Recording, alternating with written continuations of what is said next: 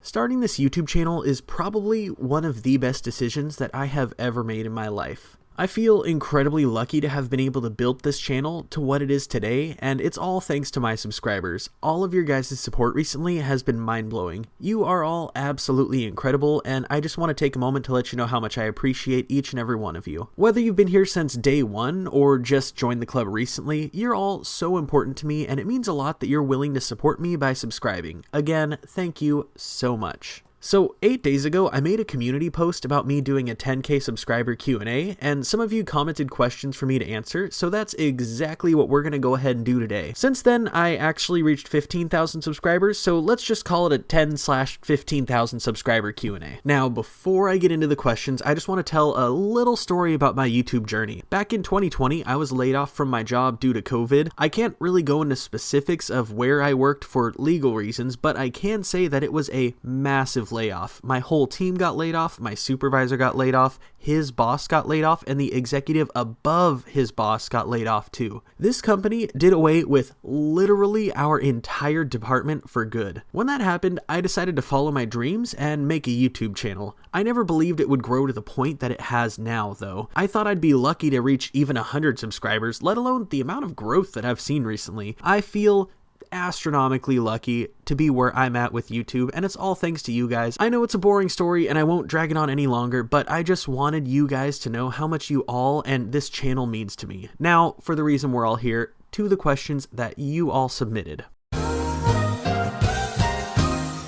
DMark420 asks, are you only making videos about animations you grew up watching, or if someone suggested an animation you may not have watched at the time, would you check it out now and maybe make a video of your thoughts about it? Great question. I do take submissions, and actually here pretty soon I'm gonna drop a new video that is a suggestion that one of you guys sent in. I also have a running list of video ideas that I came up with, and I add your guys' suggestions to the list when I come across one that I really like. If you want to send in a submission, you can hit me up on Twitter at DuskTillShawn9, or even better, because I'm rarely on Twitter, you can email me at DuskTillShawn9@gmail.com with only one L in till. You can also copy the email from the description box of any video I post. It's usually at the bottom of the description, but to be direct, yes, I will watch what you guys suggest and make a video about it if I feel like it fits my channel well. For example, Johnny Bravo 909 suggested Time Squad, Mike Lou and Og, and Sheep in the Big City. I've added those shows to my list of video ideas for the future, and I'll make them eventually, but my list of video ideas is pretty massive, so please be patient with your suggestions.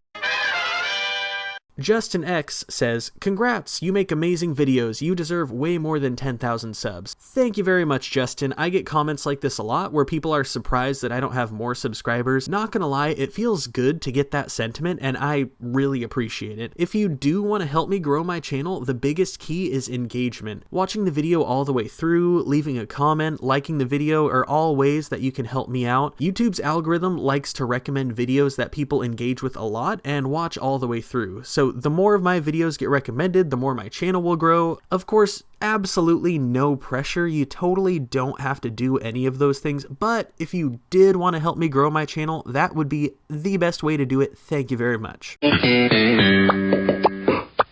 Username Taken250 asks, what is your favorite classic cartoon you've ever seen? Now that is a really hard question to answer. I'd probably have to say Courage the Cowardly Dog, because I love the creep factor and because it holds a special place in my heart for being the first cartoon that I made a YouTube video about. Yeah! Heidi Hannah asked, what content creators do you look up to for inspiration? So first of all, shout out to Heidi. She is one of my OG subscribers and she has been here since super early in my journey. There's a few YouTubers that I enjoy and that inspire me. Specifically, Blame It on Jorge and Pushing Up Roses are two that I'd have to mention that are relatively within my niche. They put out fantastic content and I'm a huge fan of both of them. Outside of my niche, I really like Brutal Moose. He is hilarious and his editing style is unlike anything I have ever seen on YouTube. H3H3 Productions is another inspiration for me from a business standpoint. They started making simple, funny videos and transitioned into making a podcast and running a massively successful clothing line. It's pretty cool to see what kind of doors being a YouTuber can open for you, and H3H3 is a big example of just that.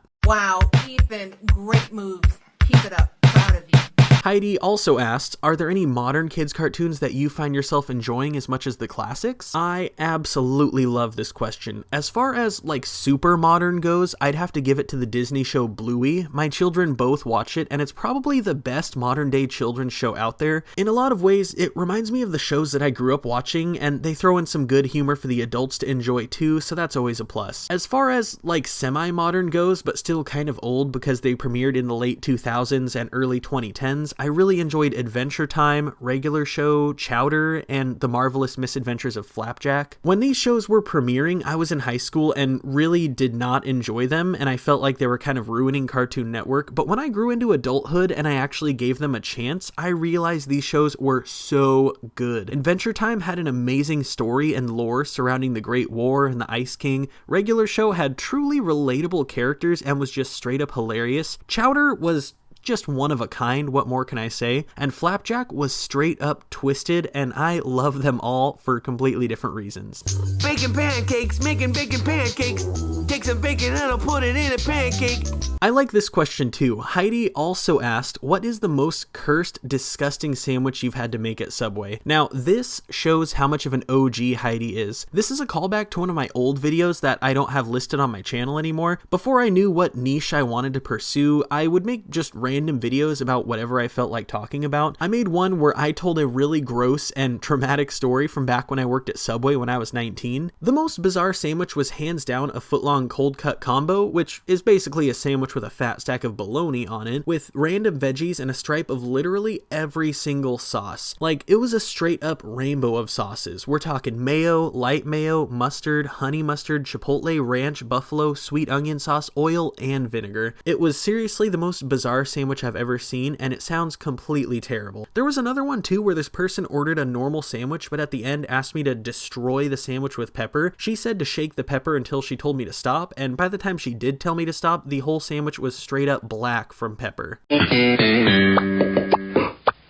Ian G asked, what is your top 10 classic Nick shows list? In no particular order: Rugrats, Aw Real Monsters, Rocko's Modern Life, Cat Dog, early episodes of SpongeBob, Hey Arnold, The Angry Beavers, Rocket Power, Jimmy Neutron, and The Fairly Odd Parents. Also, honorable mentions to The Amanda Show, Drake and Josh, All That, and Ned's Declassified School Survival Guide. They aren't Nicktoons per se, but I just wanted to throw that out there. Those are also really good. Yeah! I Was in a Box asked, what's your favorite video that you've made? So, shout out to I Was in a Box. This guy makes fantastic videos, and you should totally check out his channel if you haven't done that yet. As for my favorite video I've made, that's another really hard one to answer. I could go on this big tangent and list a few, but one I feel like I really need to mention is the top 5 episodes of Hey Arnold that hit us right in the feels. I worked really hard on that video, and I tried really hard to make the music match the tone and the feeling of the video, and honestly, I spend so much time editing that it leaves me not really wanting to ever watch my own videos, but I've found myself coming back to that one a few times now. Specifically, the final episode that I cover in that video is something that I am really proud of. The ending of that video turned out phenomenal, and I am so happy with it.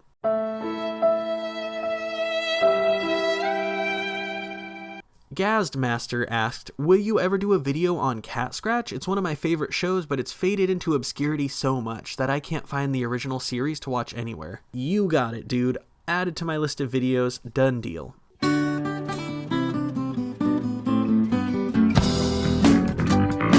And that's all the questions that you guys asked, so thank you very much for watching. If you have any more questions you'd like to piggyback off of this video, leave them in the comments down below. I'll be sticking around down there for a while, and I'll probably respond to your comments. Again, I really appreciate you guys being a part of my YouTube journey. If you enjoyed this video, drop a like and leave me a comment letting me know what you think. Subscribe if you want to, and I'll see you guys in the next one. Peace.